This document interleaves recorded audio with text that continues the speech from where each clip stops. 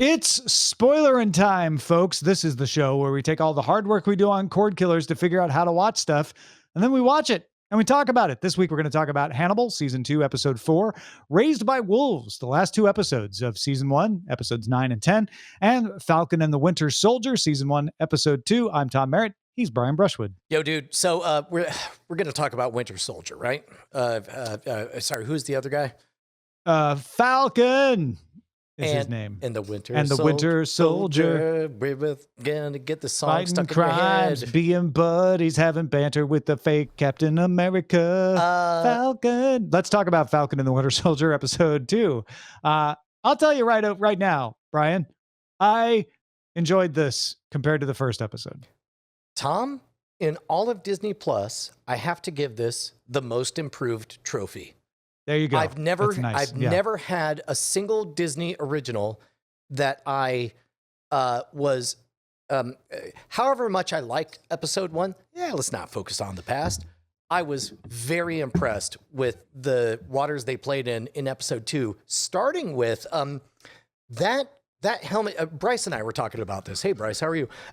We were talking about how they deliberately designed the helmet makes him look ugly. They designed to accentuate the chin and to misalign the eyes, so it looks dumb as hell. Bulge out the cheeks, make the nose more pronounced in a very unflattering way, I'll say. Correct. So the first episode, I saw virtually nothing that was of major interest except for the big reveal that, hey, here's your new Captain America. But the second episode, like, that's the best move you could make, is now when my expectations are at the lowest, when I'm already, just already ready to, punch Captain America the way Captain America punched Hitler.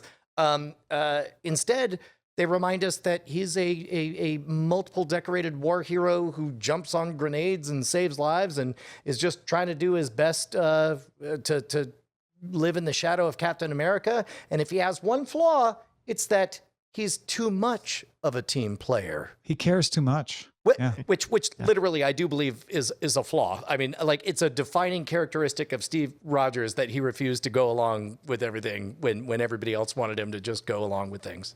I agree with you. There are three main things that I enjoyed about this episode. One is that they pulled that magic trick of, like, that guy you thought you were going to hate, he's not so hateable until the end, when you're going to start to hate him a little bit, but not as much as you thought you would at the beginning.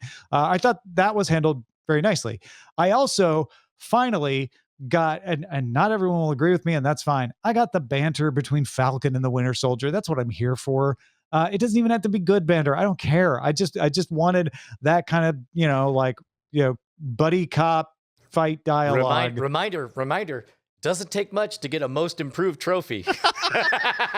They definitely earned their most improved trophy. They are definitely trying very hard to find someone to write banter for Marvel people. I know that Bryce in particular on Twitter was slagging the banter. I think it's brave. I liked it. I was like, no, this is what I want. This is what I want. It can be dumb. It can be bad. I don't care. That's what I signed up for.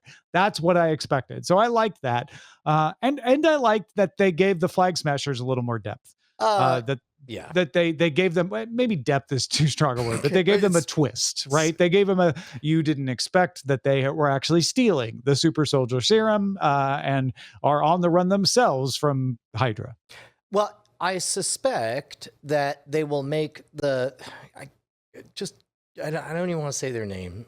Team FS is going to become more sympathetic over time. I think that'll be interesting. I think right now we have that curious balance where we have 3 gravitational bodies, and we can understand each of them. We can understand the unit of Falcon and the Winter Soldier. And I did dig the therapy session. I do dig the fact that it's like, normally this is an exercise for married couples, but there you go. Like, fine, that's the banter. I was there. Go ahead, for paint sure. it red. I'm in, right? It's still adorable. I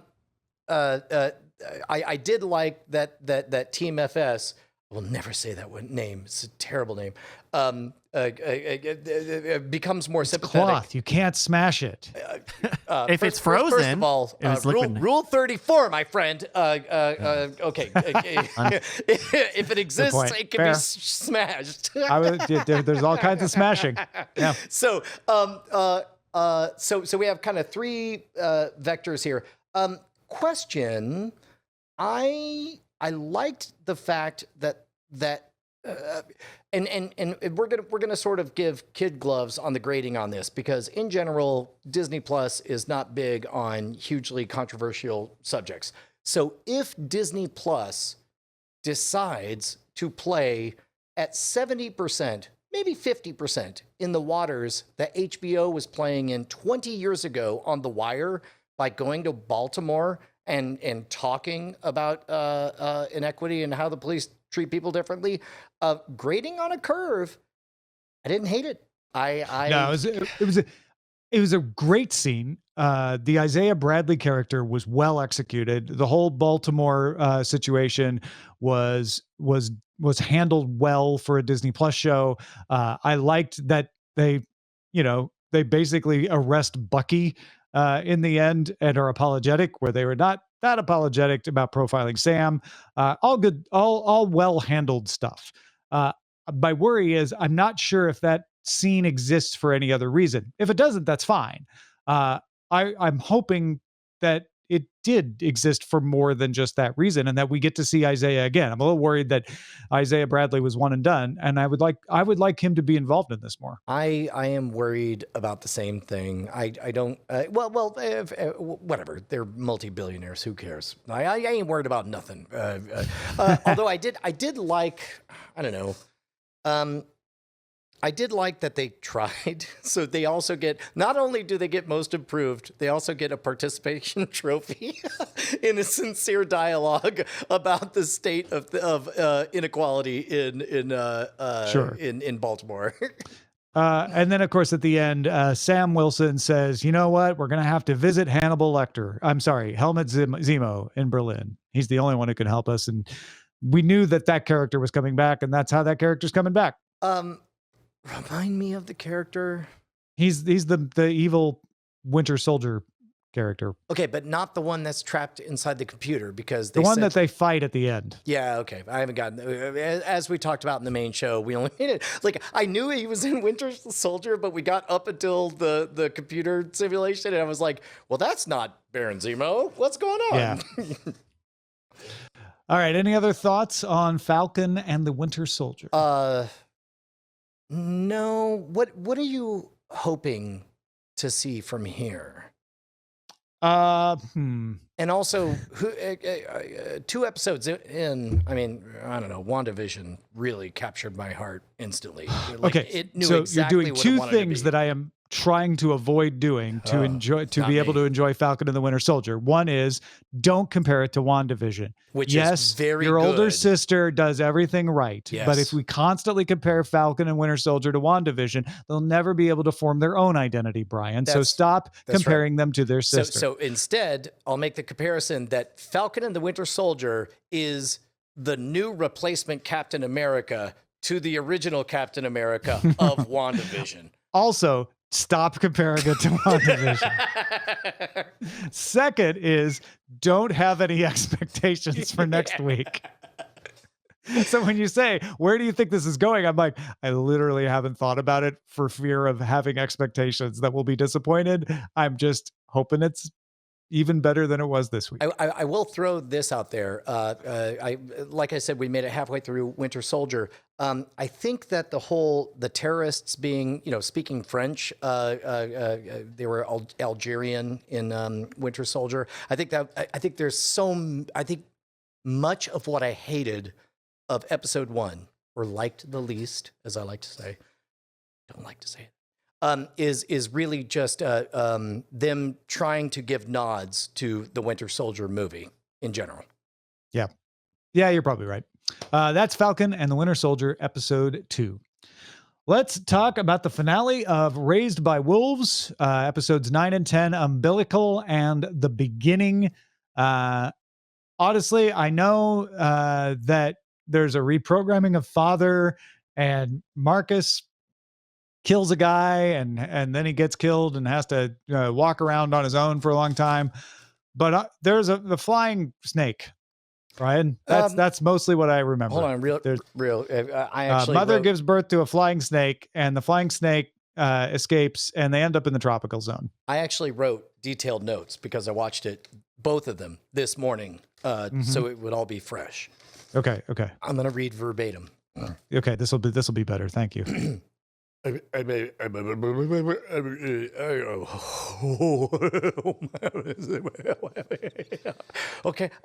think. Oh boy. Isn't it Did you write great? flying It's snake great. down? Isn't it great? It is great. It's bonkers. It's bonkers beyond words.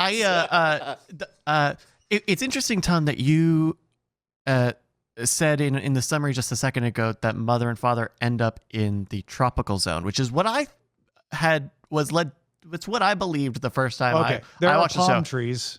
Were there palm? They also implied that they went through the core of the planet and popped out the other side. Right. Also, the episode description on Wikipedia says they end up in the tropical zone. All right. And that kind of eats. But watching it the second time, I thought, oh, maybe they didn't end up in the tropical zone, and maybe they just ended up somewhere else. But the giving birth to the snake thing, I think, is such a great release of all of the narrative lines that we've had so far. How does a robot get pregnant from her virus creator? No, dog. A parasite got up in there and is suckling on her. I think it's such a great way to say, oh, but maybe all the mysticism is real, and then find out, no, it's definitely not. It's a very lot clearer. So, just to clear the stage, I think we're all on the same page. Great show, right? Nobody has beef with the show. Great. Yeah, good. sure. Okay. Second, I don't like where this is going. No. If we're just going to flatly speculate about how everything has gone, I think what we're looking at is this is a planet that used to be populated with humanoids. They even call them devolved humans at one point. Exactly. So we're led to believe that they might actually have been human. Well. Yeah. Or Neanderthals. Neanderthals, right. Correct.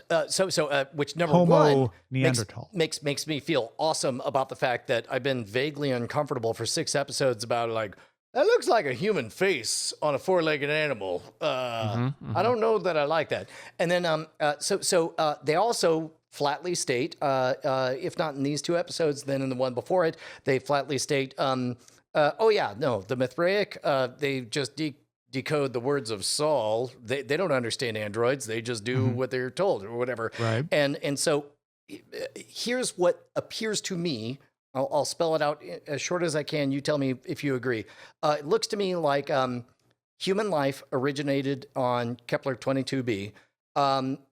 They were they either destroyed themselves or ran into trouble with the crazy snake, giant floaty creatures. They sent out signals and codes and genetic material and multiple arcs to go out to different seed planets. One of them was Earth. Earth eventually discovered texts that some humans interpreted as holy, the others did not. War happened. Those who interpreted them as holy followed the instructions, went to Kepler 22b. That's why the Mithraic always had the tactical advantage of superior android technology, because it was written into the instructions, because what we need is humans to come back, because we just got defeated by crazy snake monsters. And so they show up, episode 1 happens, they figure out, boy, it seems like all of this is infertile land, except for these spiral shapes that are definitely the desiccated, nutrient-filled remains of snake creatures. And so now they've essentially brought back the same war that brought down humanity the first time. Only there's 2 players. There's no snake creatures. There is new snake creature vomited it up by mother. There's devolved humans and our characters, which kind of, and then split among our characters, we have crazy God King thinking, and then very last episode we have another arc show up or whatever. But basically, But those are atheists, they're not Mithraics that Marcus runs into. Oh, really? Yeah. Wait, the new ship? Yeah. I thought the whole they are dressed differently now that I think about it. Yeah. You're right. They're not Mithraics. Oh my God, I didn't think so. We don't Why- really don't I- know who they are. Yeah, but I would not. I would more lean to that they are A second people wave. who a new type of people who have already lived on the planet. Only because we kind of got the big impression that the atheists really couldn't do anything other than shoot mother and father out to No, Kepler. I think now that I'm thinking about it, and I did not realize that until just this moment. Tom, I think you're right. I saw a big ship come in, and they said, "We already know your first arc destroyed." Whatever. Oh, right. And then we saw a big arc, and I just thought, oh, more Mithraic, because I assumed that our androids were were the only shot that they had. But now I'm realizing, oh no. Tom, you're totally right. You're totally right. That's an arc of atheists. Holy cow. That would be very then strange Marcus, because they who should have, yeah. at the beginning of the series, Marcus would have been like, oh, thank God you guys are here, right? Maybe he wouldn't have said God. He wouldn't have even said soul. He just said, thank you. Great, you're here. Thank atheism, you're here. But instead, he's now Marcus, the guy who used to hear the whispers of God, but now his son does, and his son's turned against him. And so he kills a bunch of them.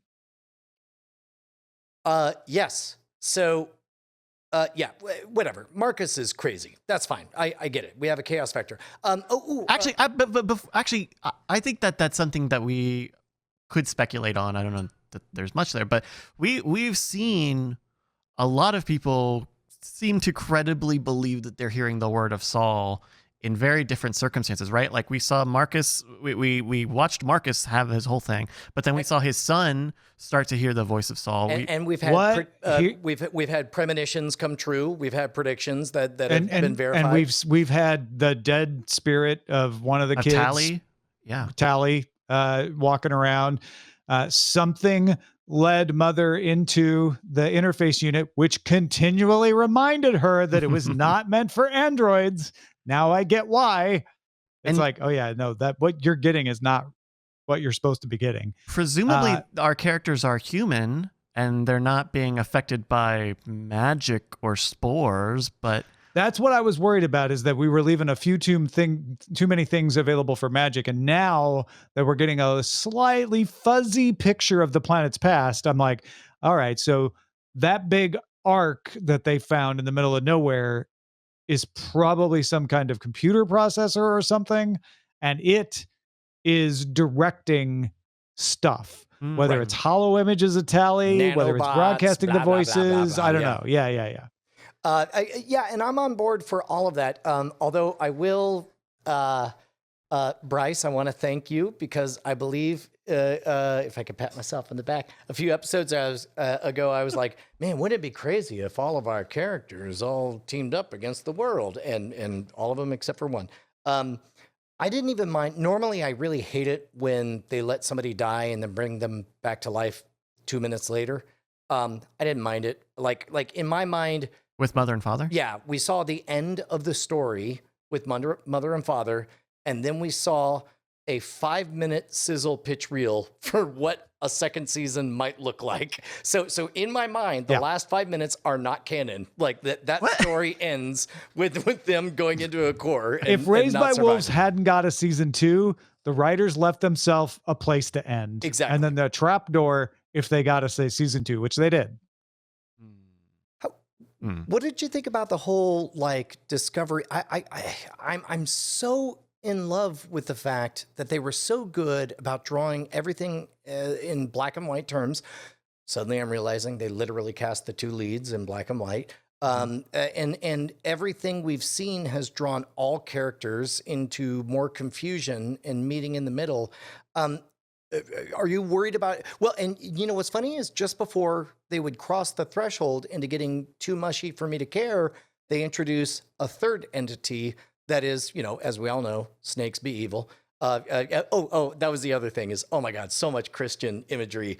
You have a dude whose wife got magically entered paradise. There was a virgin birth. Exactly. Exactly. A dude who had to become cool with the fact that God gave her a baby. Mm-hmm. All of that on paper would annoy me, but executed, I thought it was great. I thought all of it was great. Because it wasn't heavy-handed. Yeah. And it was all consistent within the world. They developed it well. Anything else on Raised by Wolves? The one other thing is when people hear the voice of Saul, I was sort of on the fence of like, maybe this is a jealous kid who can't handle his mother's fall from faith or whatever. But he specifically calls out her pre-altered face name. Which maybe was Mary, which would have been even more on the nose. So at that point, it's like, it's very clear that there's definitely some kind of other force out there. It's weird. I don't know. I wonder what it's the call is not coming from inside the house. Maybe. I'm with you. Have we? We haven't seen the guts of any of the human characters, have we? What if they're not from our Earth? What if they're not human? Yeah. We've seen a lot of blood. We've seen a lot of blood. We did, but we also do know that the androids have blood and milk. Right. No. As I remember it, pretty much all blood is universal. There's in the video game of this, there's only blood, which is red, and then there's milk, which is, in creatures run on blood. Androids run on milk, and androids don't need blood ever. But Mother definitely said that the snake would go after her blood after it suckled on her milk. Oh, did she? She said that. That'd be weird. But I know that I think that meant the blood she was getting, the new stuff, not the old stuff. Yeah. Mm. I think that might be a stretch. And I feel like we've seen the innards of some non-important characters, but I could be wrong. Was there like in the wreckage else who was a little bit on edge about maybe seeing in the background the skull of a xenomorph or something? Like, I got a vague worry that they were going to tie this into something else. I'm not expecting that. Okay. Nothing's impossible, of course. We definitely have shades of other works with, the Abandoned Planet and the Ancient Civilization, but I think that's just because he likes to have those kinds of stories. Yeah. I don't know. I think our people are humans, our Mithraics and our atheists are humans, but maybe they're not from our Earth. What they call Earth could be a different planet. Yeah. I do bet that one of the things that the creator champion said that I think could get washed away in the fact that like she gave birth to a snake and it nullified a lot of the simulation stuff. But I do think that there's probably something to be said when Campion said, this is a test for your real test starts now. And maybe it obviously wasn't going to be for a snake, I think. But I bet that there is something in terms of creator Campion's agenda that will change. I took that to mean what we found out is, yes, civilization, the snake civilization, is being saved. No, by Mother. if I'm picking up what Bryce is putting down, like we're positioning original Campion as God, the creator, who created Adam and Eve, and all that stuff. And then God later gives the Mary a baby or whatever, and then says, everything has been a test. This is the future of humanity. You could squint and reinterpret that as this is kind of the crucible that the 12 of you or however many on the planet. Is it humanity or civilization? Who knows? No, what does he say, though? I don't remember specifically. That's what I don't know. Yeah, I don't remember. Yeah. I remember it being framed as, okay, the children were your test, and now you are on the real phase of this. Yeah. But yeah, and the real phase what is you carry in you babies. is the real future of humanity. Yeah, what you carry in you. I really took it to mean like the computer that had her impregnated with a snake baby was saying all that stuff. The memories of her being tested and everything were real, but Right. saying like what you carry within you means the snake baby. I know we've already done it before, but major tip of the hat and standing belly clap for kid actors. They could be good apparently. Apparently kid actors can be great. Yeah. I actually don't love Kid Campion. I think he's a little extra. Oh no, I think he's a little much. I'm very impressed. Especially this is gonna be petty. But I know Bryce hates children. Well, yes, having him have an English accent feels out of place. He's got a very like eloquent you hate English foreigners. accent. I see. No, I just hate Englanders. No, but I think that's one very like weird suspension of disbelief element of here is that But Campion doesn't has father. I mean, that would be like somebody having a Nordic accent instead of the accent of Hannibal Lecter. Anyway, what's next on the agenda? Oh, okay. All right, that is Raised by Wolves, episodes 9 and 10 of season 1. Let's talk about Hannibal, episode 4 of season 2, called Takiawase, in which we see Will Graham get to talk to Abigail again. Imaginary Abigail. Imagigale. That opening scene was so perfect because there was never a point of confusion. The moment it began, we knew we were in his head. We knew it was an imaginary conversation. We knew everything he was saying was a metaphor. We knew that what he hoped to do is avenge her just as he was when he was in the outside. He wants to avenge her, real killer or whatever, take care of her. I loved how much respect I felt as a viewer during that entire thing. And how they didn't belabor the point of, get it? It's like I'm in a cage and I can't hunt, but I can fish. Cut to scene. I can lure people exactly. in. Yeah. Also, we had a monster of the week, a woman who used her honey therapy, literal honeypot, to compassionately help relieve people of their burdens by turning them into beehives. Oh. She was kind of comically monster of the weekish, but her work was gross enough that I'll give all that a pass. I was really fascinated by the chess game though, especially like I bought that Gina Torres was off on herself and that she comes back to consciousness and just says the word no. And I'm like, that all got me real also, good. the coldness of Hannibal when she passes out, but she's not dead. And he's like, should I save her or not? I can construct a story either way. Guess I'm saving her. Do you believe he really left it to chance, or do you think that was kind of a symbolic gesture? I think he was like, it doesn't matter to me whether she lives or dies, honestly. I can play this. This isn't really part of my master plan, so I can play it however it lies.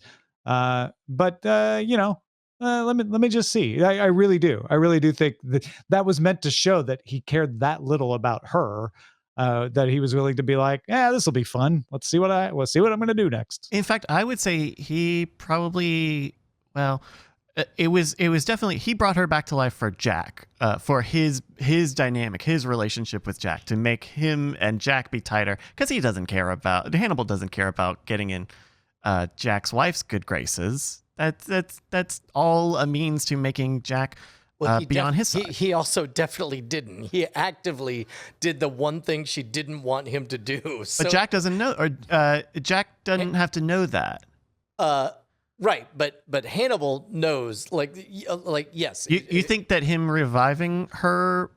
He knew that it would make her very angry at him and be a potential liability in the future, because he definitely convinced her to commit suicide, and she will remember that. Yeah. So that was the coin flip of, on the one hand, I have the light, if I can piss off her, Bella, or I can piss off exactly. Jack. What I'm saying is, either way, one of them knows a little more than they should. What I'm saying is, it wasn't a coin flip.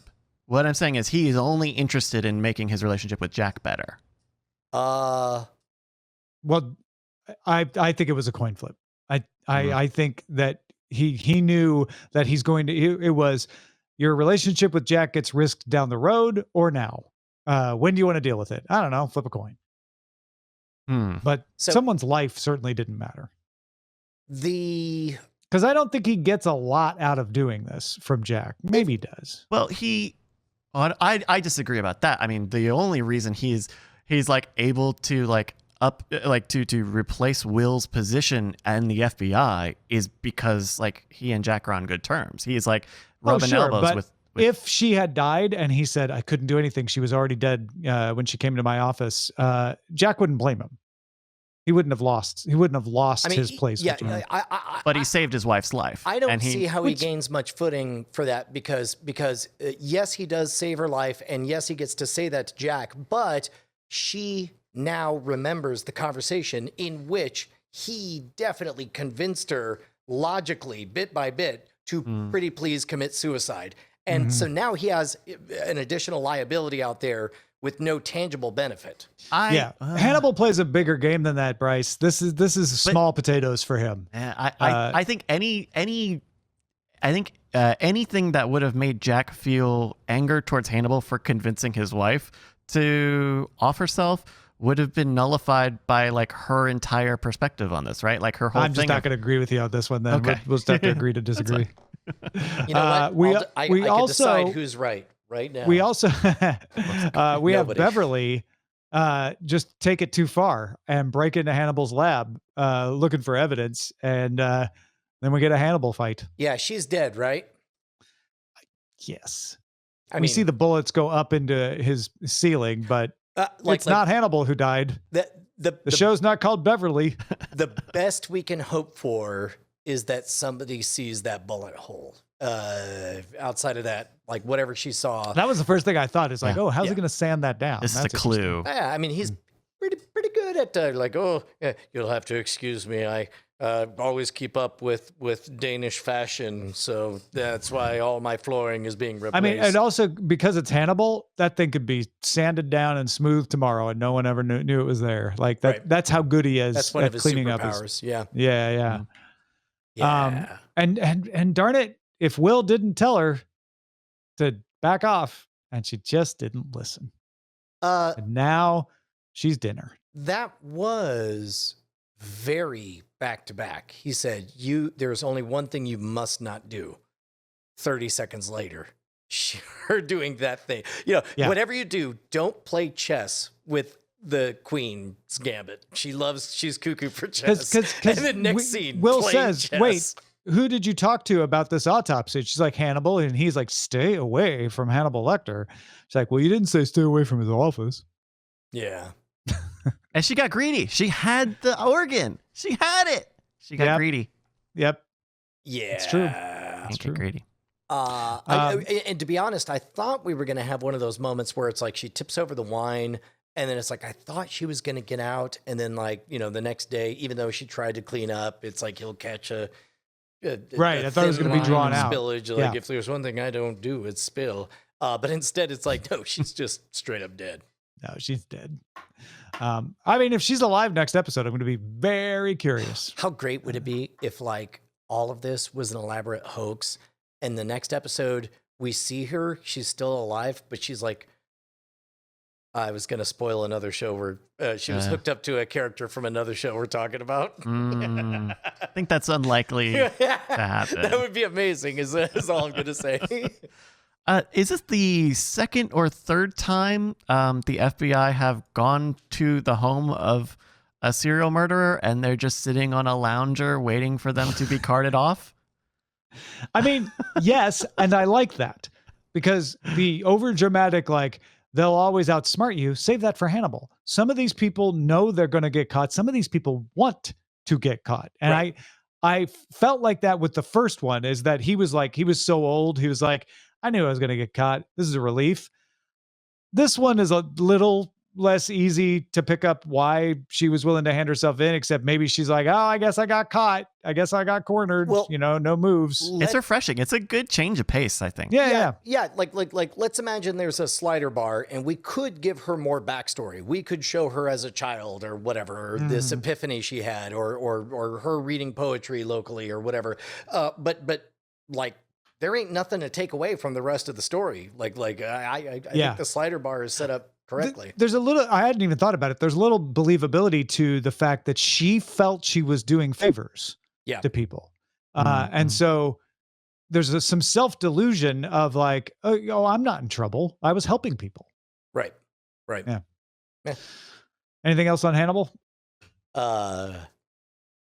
Great. It's a good, another tasty episode. I'm just happy I ate beforehand. Yeah. No, that bee thing. Ooh, yeah.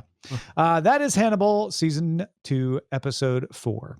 Thanks to everybody who supports us on Spoilerin Time. You get these episodes a tiny bit earlier, a couple days earlier if you support us. So go make that happen. Patreon.com/Cordkillers. We'll spoil you next time.